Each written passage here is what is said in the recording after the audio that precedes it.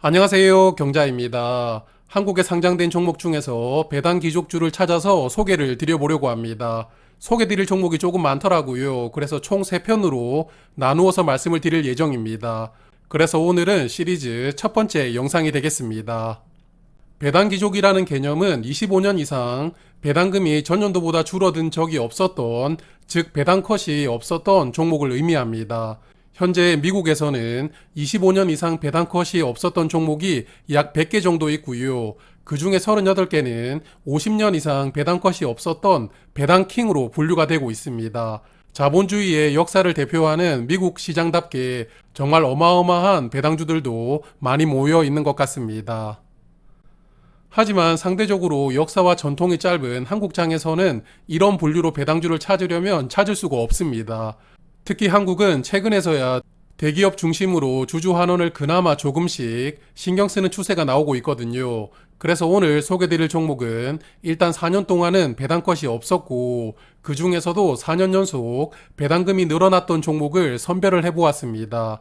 마지막으로 배당주 투자는 아무래도 대형주를 투자하는 게 안정적입니다. 그래서 시가총액 1조 원 이상 되는 종목들을 선별을 해보았는데요.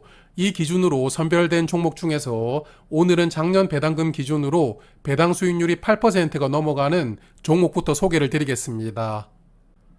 자, 화면은 19년부터 22년까지 최근 4년 동안 배당컷이 없었던 종목입니다. 그리고 전년도 배당금 기준으로 배당 수익률이 8% 이상 되는 종목을 분류를 해보았는데요. JB금융지주, 메가스터디, 동아타이어, 삼성카드, SAMT, LX인터내셔널 이렇게 6종목이 있습니다. 4년 동안 배당금을 전년보다 늘렸거나 동일하게 지급을 하였던 대단한 배당주들이라고 볼 수가 있고요. 거기다가 배당 수익률도 8%가 넘기 때문에 요즘에 은행 예금보다 배당 수익률은 2배 정도 많은 종목들입니다. 자, 그리고 이 6종목 중에서 4년 연속 배당금을 늘려준 종목을 또 선별을 했는데요.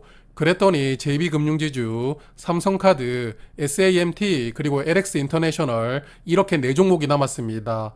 여기 화면에 배당금을 보시면 이 4종목은 매년 배당금이 늘어났다는 것을 아실 수가 있을 겁니다. 자, 그리고 마지막 조건이 시가총액 1조 원이었죠. 시가총액 1조 원으로 다시 선별을 해보았더니 아쉽게 SAMT는 탈락을 하였고요. 나머지 3종목이 남았습니다. 그래서 1편 주인공은 바로 이 3종목이 되겠습니다. 자, 그러면 지금까지 어떻게 주인공을 발탁했는지 서론을 거창하게 말씀을 드렸으니까요. 이제 JB금융지주부터 한 종목씩 파악을 해보겠습니다. JB금융지주 전북은행과 강주은행을 중심으로 전라권에서 주로 영업을 하고 있습니다. 경상권의 BNK, DGB와 더불어 국내 지방은행 3인방 중에 하나입니다. 상반기 실적을 체크해보니까 매출액은 전년 대비 40%가 늘어났습니다. 하지만 영업이익은 전년과 거의 비슷했고 당기순이익은 2% 증가하였는데요. 그래서 매출은 늘어났지만 이익률이 줄어들면서 이익은 전년과 비슷한 수준으로 상반기 실적을 마감을 하였습니다. 은행주를 투자하시는 분들은 아시겠지만 정부에서 경기 침체에 대비해서 충당금을 굉장히 많이 쌓으라고 권유를 하고 있습니다. 또한 예대마진을 늘리지 말라는 주문도 계속하고 있는데요. 그런 악조건이 있었음에도 불구하고 올해 상반기는 전년과 비슷한 실적을 올렸으니까요. JB금융지주의 상반기 실적은 괜찮았다고 평가하고 싶습니다. 그리고 증권사 컨센서스를 보니까 올해 예상이익은 전년보다 약 60억 원 정도 줄어들 것으로 전망하고 있습니다. 그래서 하반기는 전년보다는 약간 실적이 부진할 것으로 예상이 되는데요. 그래도 거의 전년과 비슷한 실적을 올해 전망하고 있기 때문에 실적 때문에 배당금이 크게 변동되지는 않을 종목이라고 생각합니다. 이 종목은 21년까지는 1년에 배당금을 한 번만 주는 기말 배당을 하였습니다. 그러다가 작년인 22년부터는 1년에 배당금을 2번 주는 반기 배당을 하고 있는데 올해 상반기 배당금도 전년과 동일한 120원을 배당하였습니다. 그리고 최근 2분기 실적을 발표하는 IR에서 분기 배당 이야기가 나왔습니다. 이사회에서 반대를 하지 않는다면 내년부터는 분기 배당을 하겠다라는 언급이 있었습니다. 그래서 JB금융지주도 시중은행들처럼 내년부터는 분기 배당을 시작할 가능성이 있다고 봅니다. 자, 그리고 JB금융지주는 20년부터 22년까지 실적이 매년 늘어났습니다. 그런데 배당 성향도 매년 늘리면서 배당금이 성큼성큼 늘어났던 것인데요. 20년도 배당 성향이 20%였는데 22년에는 27%까지 배당 성향이 늘어났습니다. 그래서 올해 실적은 전년과 비슷할 것으로 전망이 되고 있고, 배당 성향을 전년보다 더 늘린다면 올해 배당금이 전년보다 늘어날 가능성도 있습니다. 하지만 보수적으로 생각했을 때 전년과 비슷한 배당금을 예상을 해보는데요. 전년과 동일하게 935원을 올해 받는다고 가정하면 현주가 기준으로 배당 수익률이 10.7%입니다. JB금융지주 역시 다른 지방은행 종목들처럼 향후에 실적 부진에 대한 우려가 주가에 상당히 반영이 되었다고 볼 수가 있고요. 그러다 보니까 배당 수익률이 10% 넘어가는 그런 상황이 나왔다고 생각합니다. 은행주들은 올해 초에 주주 환원 정책이 강화된다는 기대감이 있었고, 또한 이 종목은 행동주의 펀드인 얼라인 파트너스가 2대 주주입니다. 그래서 올해 초에 주가가 크게 상승을 했었는데요. 하지만 이후에 간치금융에 대한 우려, 그리고 향후 실적 부진에 대한 우려로 상승분을 반납하는 주가 하락이 나왔습니다. 그리고 최근 4개월 동안은 현재 주가 수준에서 바닥을 지지하는 흐름이 나오고 있는 것 같은데요. 현재 주가는 전고점 대비 22% 하락했고, 저점 대비해서는 22% 상승한 주가입니다. 자, 오늘 두 번째로 소개드릴 종목 삼성카드입니다. 삼성카드는 국내 빅3에 들어가는 카드사이고, 카드 회사 중에서 현재 유일하게 증권시장에 상장되어 있습니다. 이 종목 상반기 실적은 전년보다 부진하였습니다. 매출액이 6% 늘어났지만 영업이익은 10% 감소했고, 순이익도 8% 감소했습니다. 그리고 이익률도 2% 정도 감소하였는데요. 이 종목 실적이 올해 부진할 것이라고는 어느 정도 시장에서 예견하던 일이었습니다. 금리가 빠르게 높아지면서 한국은 경기 침체가 왔는데요. 그러다 보니 카드 사용 대금이 줄어들면서 카드 수수료도 함께 줄어들었고요. 카드 대출 금리도 빠르게 올라갔는데요. 그래서 대출 연체자도 늘어나는 추세입니다. 그래서 결국은 금리 인상이라는 부작용이 삼성카드 실적을 악화시켰다고 볼 수 있는 상황입니다. 증권사 컨센을 보면 올해 실적도 전년보다는 순이익이 640억 원 정도 줄어들면서 전년보다는 10% 정도 이익 감소를 예상하고 있습니다. 그래서 하반기 실적도 상반기와 비슷하게 전년 대비 조금 줄어든 실적을 보여줄 것이라고 예상합니다. 자, 그러면 배당금 보겠습니다. 삼성카드는 기말 배당주인데요. 12월 기준으로 배당을 합니다. 배당금은 19년에 1,600원, 그리고 다음해 1,800원, 2,300원, 그리고 전년도는 2,500원으로 매년 200원에서 300원 정도 배당금이 높아졌습니다.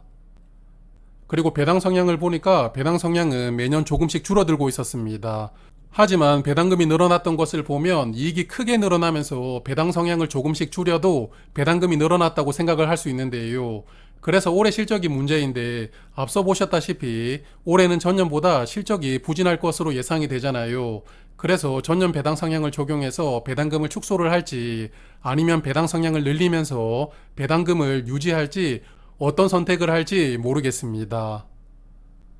개인적으로는 배당 성향을 높여서 전년 배당금과 동일하게 지급하는 것으로 예상을 해보고 싶습니다.